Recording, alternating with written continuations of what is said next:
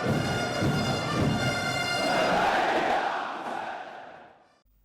بالله من الشيطان الرجيم. بسم الله الرحمن الرحيم.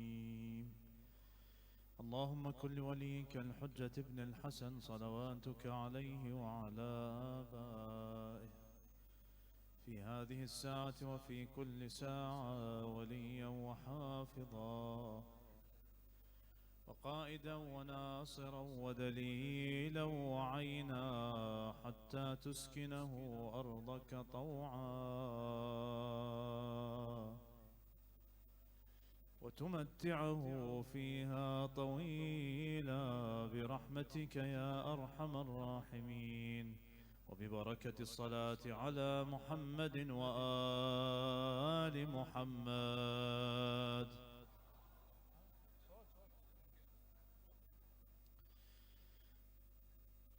صلى الله عليك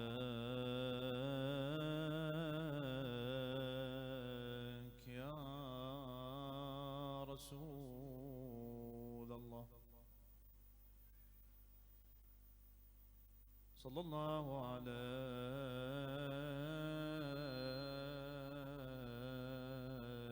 وعلى آل بيتك المظلومين.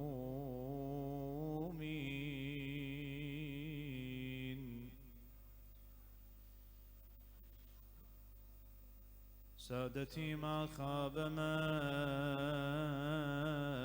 تمسك بكم وأمنا من لجأ إليكم. يا ليتنا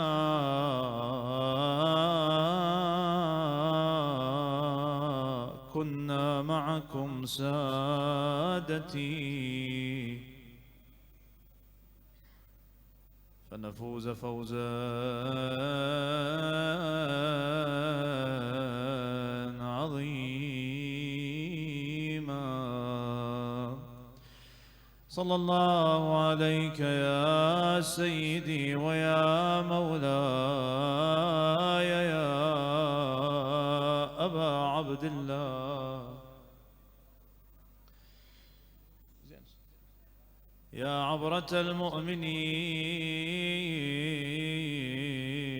ويا رحمة الله الواسعة ويا باب نجاة الأمة، يا مظلوم يا غريب يا عطشان كربلاء. سيدي طبت حيا وطبت شهيدا يا ليل عاشوراء ليتك لم تكن، يا ليل عاشوراء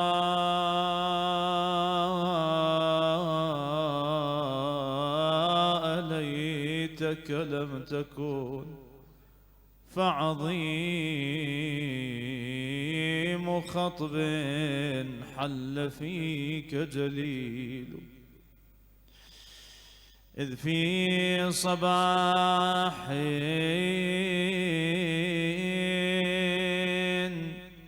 عن ظلامك ينجلي لشموس خير الأنبياء أفولوا الله يا ليل الوداع لما جرى، فوداع آل الله فيك مهول حيث الحسين يروح مودعا آل الرسول بعبرة ويقول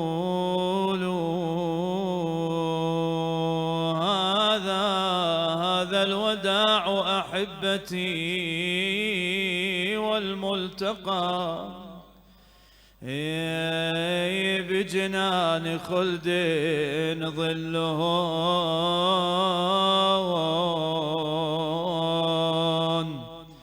يون ظليل فغدت بنات المصطفى في عولته وعراها من هول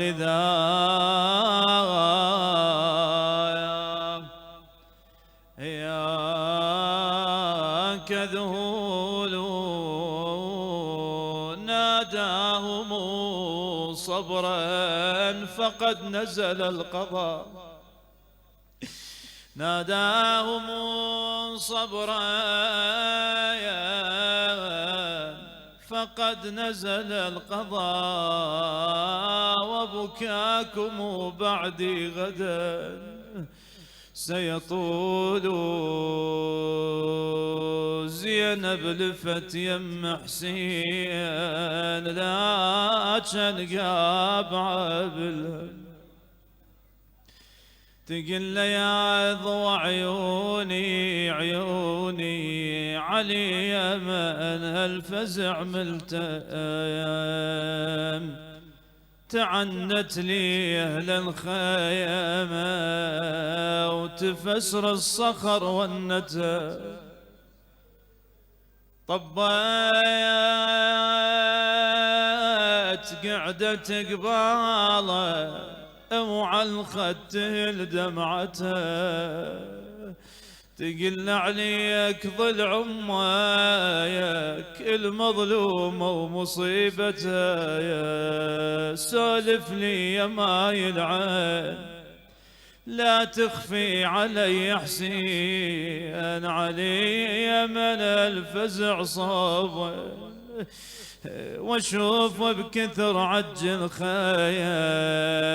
وادي كربلاء غيام بعد شنو عندها حكايه ويا الحسين قالت له خويا الكاتبك يا حسين من الناس شاوله يقل له يا ماي العين كلها انقلبت علينا تقل له حمل ضعونك ضعونك وسدر للوطن بينا يقل ما يخلوني أسدر بعد بضعوني نيتهم يتشتلوني ولا بد ما تشوفيني وشيبي يقطر من الدم بعد يا زينب ايش راح تشوفين باكر شلون حكوا يا زينب قالها والأكبر والأكبر على الأرض مطروح اثنين عيونك تشوفه وجاسم عالثرى مرمي بدال العرس والحوفه وخوش على النهر طايح ويم مقطع جفوفه ويم رايته وجوده وعينه بسهم ممروده بهض حيلي على زنوده بالك لا تشوفينه وجسمه بالدم مخذيم يا جسمه بالدم مخذيم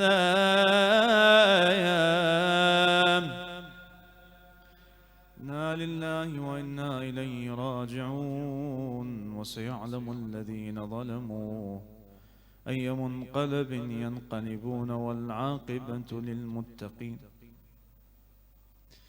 قال الله في محكم كتابه الكريم بسم الله الرحمن الرحيم فما بكت عليهم السماء والأرض وما كانوا منظرين. للتعجيل في فرج المولى صاحب العصر والزمان، وشمولنا بخفي ألطافه وعناياته وتوجهاته، شفاء للمرضى وقضاء للحوائج. ارفعوا أصواتكم بذكر الصلاة على محمد وآل محمد.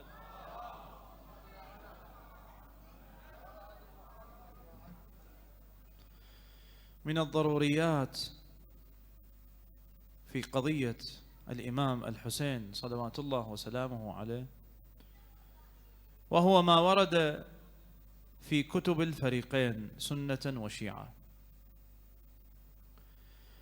هو أن مقتل الإمام الحسين سلام الله عليه تبعه آثار كونية خارقة للعادة وخارقة للطبيعة. مثلا ما يرويه الأصبغ ابن نباتة رضوان الله تعالى عليه، يقول: كنا مع أمير المؤمنين سلام الله عليه فمررنا بموضع قبر الحسين عليه السلام، يظهر أنهم مروا من كربلاء، فمررنا من موضع قبر الحسين عليه السلام، وإذا بأمير المؤمنين عليه السلام قال: إن هنا محط رحالهم،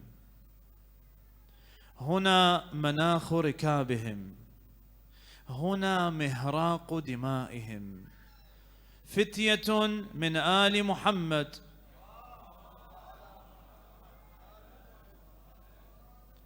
يقتلون في هذه العرصة تبكي عليهم السماء والأرض. وفي الرواية المعروفة عن الإمام الحسن عليه السلام، والتي عادة ما تذكر كاملة،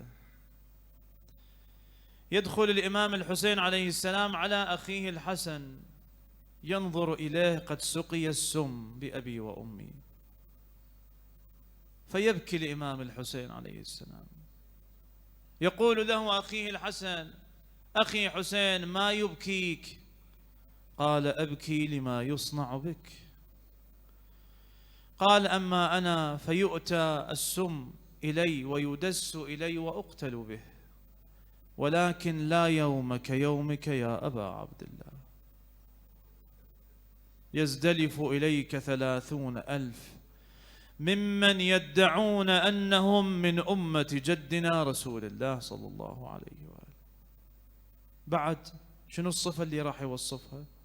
وينتحلون دين الإسلام، يعني مو مسلمين بالظاهر فقط، فيجتمعون على قتلك وسفك دمك وسبي ذراريك وانتهاب ثقلك. فعندها تحل اللعنة على بني أمية،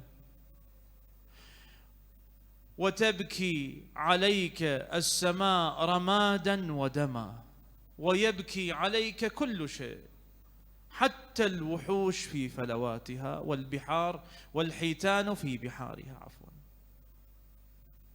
فشوف الآثار الكونية لقتل سيد الشهداء صلوات الله وسلامه عليه، وغيرها من الروايات الكثيرة التي تصل إلى حد التواتر المعنوي. لكن السؤال أين؟ السؤال: ما هي الثمرة من تكرار هذه الآثار الكونية في الروايات، من تكرار هذه الأخبار أن الحسين عندما قتل بكت عليه السماء، لطمت عليه الحور، بكى عليه الحجر والمدر؟ ما هو السؤال؟ لماذا هذا التكرار؟ لأن وظيفة الإمام هي وظيفته شنو؟ الهداية. فما هي جنبة الهداية من هذه؟ تشوف أنه الله سبحانه وتعالى كان عندما يعاقب الناس الذين يستهزئون بأوليائه، تشوف يغضب لهم. من سنن الله سبحانه وتعالى أنه كان شنو؟ يغضب لهم. غضب لموسى أغرق فرعون، غضب لإبراهيم من نمرود، غضب لنوح عليه السلام جاءه بالطوفان. السؤال هو: هل غضب للحسين عليه السلام؟ تجاوبك هذه الرواية. ينقل أن الحسين عليه السلام في كربلاء خاطب القوم وكان متكئا على سيفه، قال لهم: أنشدكم بالله، أتعلمون أن جدي رسول الله؟ قالوا: نعم. قال: أتعلمون أن أمي فاطمة؟ قالوا: نعم. قال: أتعلمون أن أبي أمير المؤمنين أول القوم إسلاما أقدمهم إيمانا وهو على الحوض؟ قالوا: نعم. بدأ يعدد لهم الأسماء: تعلمون جدتي خديجة، تعلمون أن الحمزة عم أبي، تعلمون أن جعفر الطيار عمي. كل ما سألهم سؤال قالوا: نعم. غير الطريقة الإمام، قال: أتعلمون أن هذا سيف رسول الله؟ قالوا: نعم. قال: أتعلمون أن هذه عمامة رسول الله؟ كذلك قالوا: نعم. قال: فعلام تقاتلونني؟ شوف جوابهم، الله أكبر. قالوا له: قد علمنا بذلك كله، ولكن لا نخليك حتى تذوق الموت عطشا. ينقل أنه قبض على لحيته الشريفة وهو ابن 57 سنة، وقال إن الله تعالى غضب على اليهود حين قالوا أن عزير ابن الله، وإن الله تعالى غضب على النصارى عندما قالوا إن المسيح ابن الله، وغضب على المجوس حينما عبدوا النار دون الله سبحانه وتعالى، وغضب على قوم قتلوا نبيهم، وغضب على هؤلاء العصابة الذين يريدون قتل ابن نبيهم. فأن الله سبحانه وتعالى غضب لذلك. وكانت في الأزمان السالفة الله سبحانه وتعالى عندما يعطي فرصة لأقوام معينين استهزأوا بأنبيائهم لم يؤمنوا بهم، يعطي فرصة 2 3، بعد ذلك ينزل عليهم عذاب، لكن مو أي عذاب، ينزل عليهم عذاب شديد. على بني إسرائيل أنزل رجزا من السماء، عقروا الناقة، شنو صار بعدها؟ فدمدم عليهم ربهم. قوم لوط قلب القرية عاليها سافلها، إلا مع النبي، إلا مع رسول الله صلى الله عليه وآله، لأن له خصوصية. كذلك يقول القرآن: وما كان الله ليعذبهم وأنت فيهم، لخصوصية رسول الله، لمحبته، لمرتبته عند الله سبحانه وتعالى ما عذبهم. لكن الله سبحانه وتعالى غضب على هؤلاء، لكن كيف؟ بهذه الآثار الكونية التي بينتها السماء والأرض. ما رفع حجر ولا مدر إلا كان تحته دما عبيطا، وذلك واحدة من الأسباب اللي الله سبحانه وتعالى غضب لذلك، حتى يبين مقام المغضوب له، حتى يبين مقام الحسين عليه السلام. ليش؟ لأن الحسين يمثل السلطة الإلهية وين؟ في الأرض، يمثل حبل الله سبحانه وتعالى. بيمنكم رزق الورى، بكم يمسك السماء أن تقع على الأرض إلا بإذنه. فالله سبحانه وتعالى واحدة من الأسباب اللي غضب بهذه الأشياء الكونية حتى يبين مقام سيد الشهداء. هذه أول ثمرة، أنه الله تعالى بين الغضب عن طريق السماء والأرض وهذه الآثار الكونية حتى يبين مقام المغضوب له. وهنالك ثمرة سلوكية يعبرون عنها حتى لا أطيل عليكم. والليلة ليلة مصيبة. الثمرة السلوكية، وهي أنه كأنما الإمام يرسل رسائل ضمنية إلى الشيعة، إلى المؤمنين، أنه يا مؤمن يا شيعي، عندما تسمع أنه عندما قتل الحسين بكت السماء والأرض، بكى الإنس والجن، وجدوا الحيطان عليها دماء، ما رفع حجر ولا مدر إلا وجد تحته دما عبيطا، لطمت الحور على الحسين. وذلك كأنه يوصل رسالة ضمنية أن يا مؤمن لما تسمع هذا كله عن الحسين عليه السلام، شلون راح يكون تعاطيك مع الحسين؟ شلون راح تكون دمعتك لما تذكر مصيبة الحسين عليه السلام؟ في زيارة من زيارات الإمام الصادق عليه السلام لجده الحسين، يقول فيها: بأبي أنت وأمي يا سيدي، بكيتك يا خيرة الله وابن خيرته، وقد حق لي أن أبكيك. ليش حق لي أن أبكيك؟ وقد بكتك السماوات والأرضون والجبال والبحار، فما عذري إن لم أبكك. شنو العذر؟ اللي بعض العلماء أطال الله في أعمارهم ينصحون بعض الشباب، وأخاطب نفسي أولا، يقول: أنت يا شاب عندما تدخل إلى المأتم، عندما تدخل إلى الحسينية، إلى عزاء ومجلس سيد الشهداء، استحضر هذه النية، أنه أنت داخل لهذا المأتم إسعادا لفاطمة، داخل لهذا المأتم حتى تكثر السواد في مجلس سيد الشهداء، داخل إلى المأتم لأنك تحب الحسين عليه السلام. لو غير نية، اللي الإنسان إذا استحضر النية راح تكون عنده الأوليات والمقدمات لتغيير نفسه في مجلس الحسين سلام الله عليه.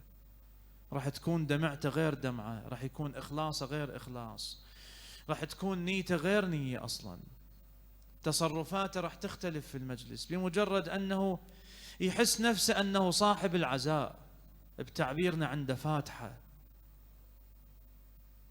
شلون راح يقعد بفاتحته؟ شلون راح يخدم بيها؟ شلون راح يبكي عندما تذكر المصيبة؟ وخاصة في مثل هذه الليلة العظيمة، لمن تفوته هذه الليلة فاته الخير الكثير، اللي تفوت الدمعة بهذه الليلة فاته أشياء. يا أبا عبد الله، ليلة عاشوراء اللي ينقل أن في يومها حوصر الإمام الحسين عليه السلام بأبي هو وأمي، اللي راح إلى القوم ينقل أنه خاطبهم، قال لهم: يا قوم علام تقاتلونني؟ ألسنة بدلتها؟ أم لشريعة غيرتها؟ أم على بدعة ابتدعتها؟ قيل له: يا أبا عبد الله، نقاتلك بغضا منا لأبيك، وما فعله بأشياخنا في بدر وحنين.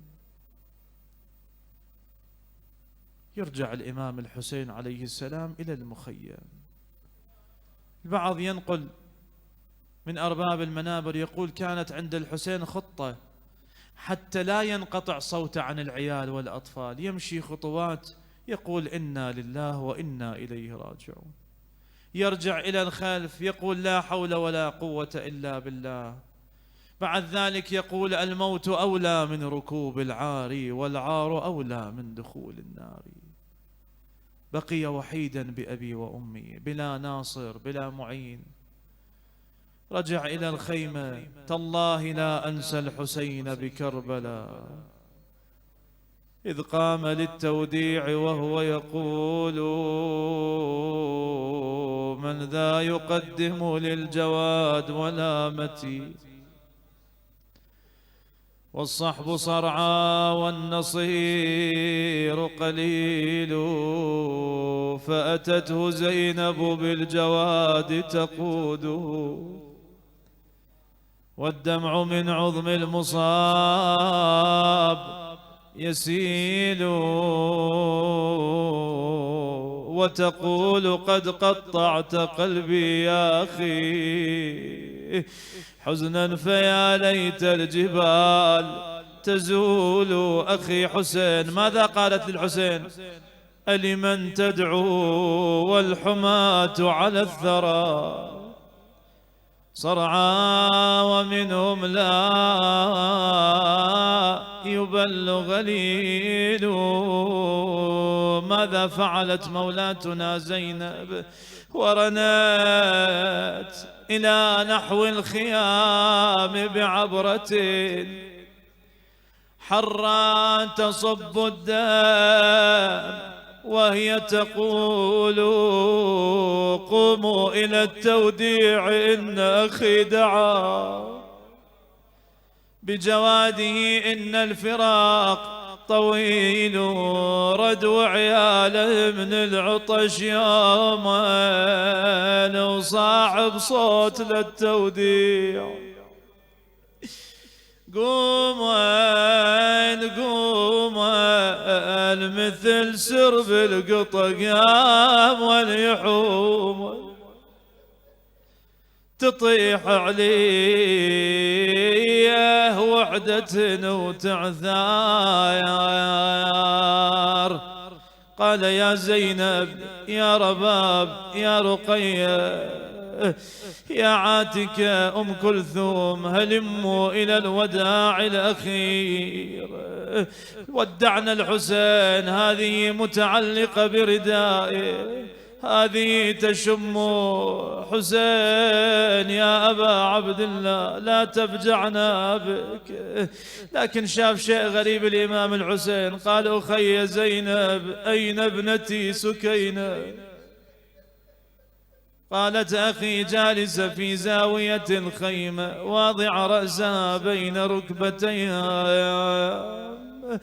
الله أكبر، هذه البنت ما تقدر تفارق أبوها.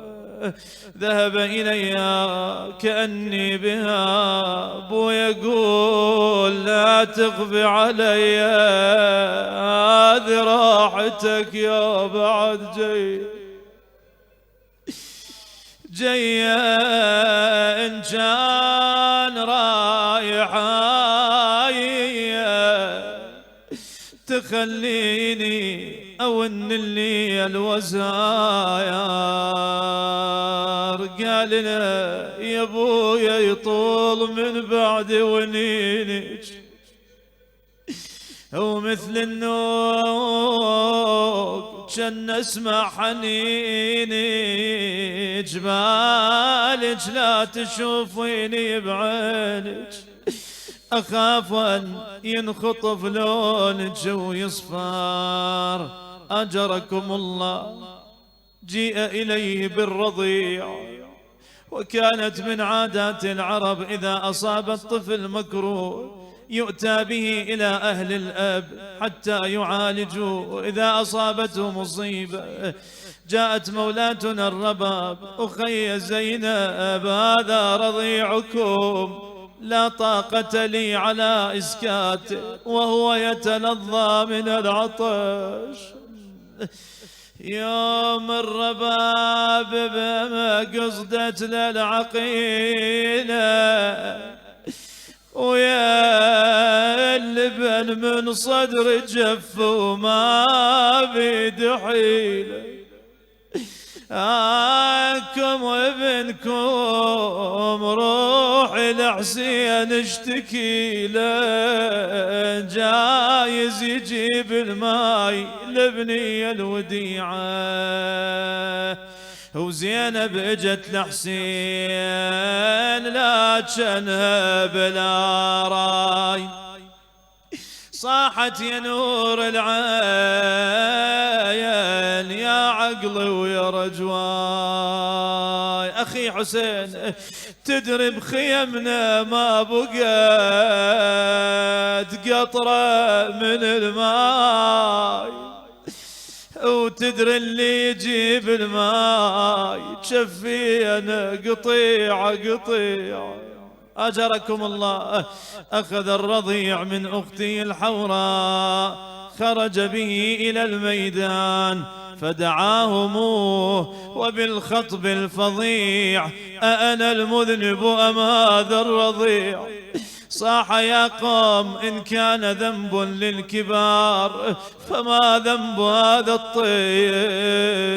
صار خلاف في المعسكر بين قائل يقول: لا تبقوا لأهل هذا البيت من باقية، وبين آخر يقول: لا ذنب لهذا الرضيع. لكن أجركم الله لن المنادى بن سعد: يا حرملة قوم واقطع برمية نبلتك لمنازع القوم، وتخير من سامك لمثلث ومسموم، والقال ضامي خلي يشرب من نجيعه.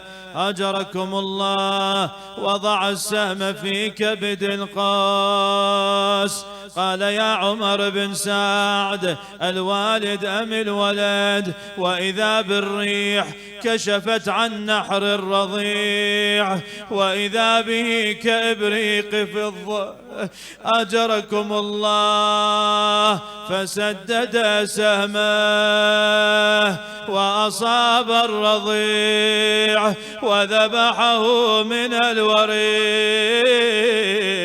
إلى الوريد.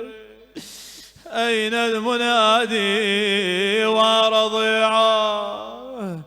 أين المنادي وسيداه؟ أجركم الله. شنو صار بقلب الحسين أنا ما أعرف. اللي جاءته التسلية من السماء، المواساة من السماء: يا حسين دعه فإن له مرضعا في الجنة. أجركم الله.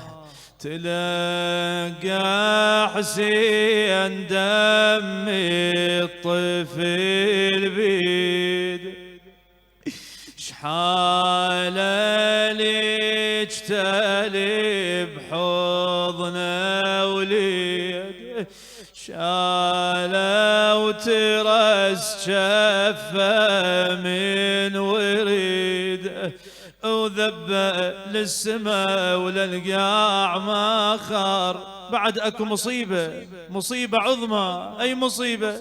شلون يرجع الحسين للمخيم؟ الله اكبر. جاء بالرضيع واذا بمولاتنا زينب.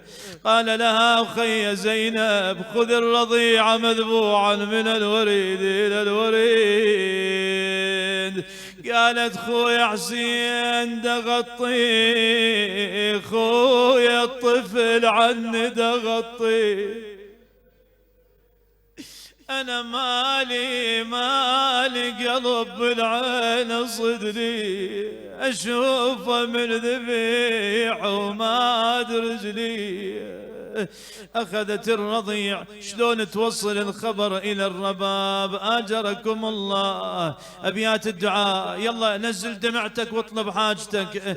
اجت مولاتنا زينب: أخي رباب، أتعلمين أن الأكبر قتل؟ قالت: نعم. قالت: أتعلمين أن القاسم قطع إربا إربا؟ قالت: نعم. أخي زينب، هل حدث لولدي مكروه؟ قالت: هذا رضيعك مذبوحا من الوريد إلى الوريد.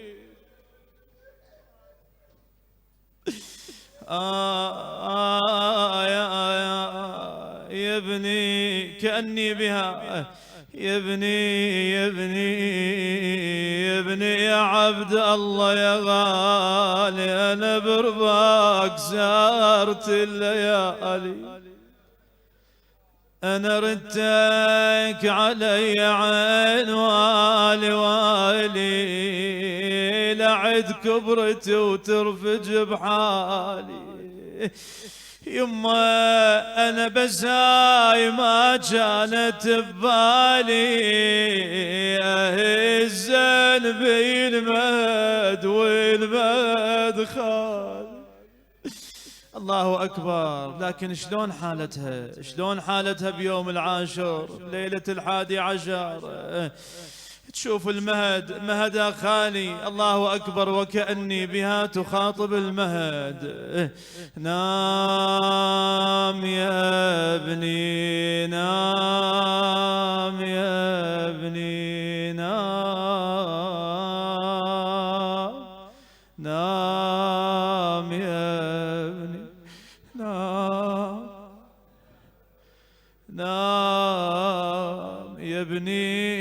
لو أدري بسهم ناصب لك الرماي، كان عصريت لك مقلتي بيدي وشاربك ماي. نام يا ابني، نام يا ابني، نام،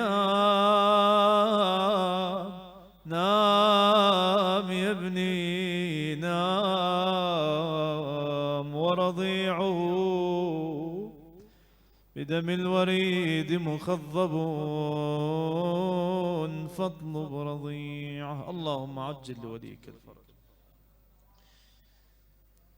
والعافية والنصر، واجعلنا من خير أنصاره وأعوانه وشيعته ومحبيه والمستشهدين بين يديه يا الله. اللهم شافي وعافي جميع المرضى يا الله، كل من أوصانا بالدعاء.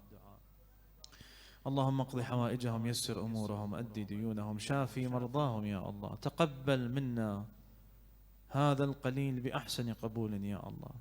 اللهم أعدها علينا بالخير والصحة والعافية حتى نخدم الحسين عليه السلام.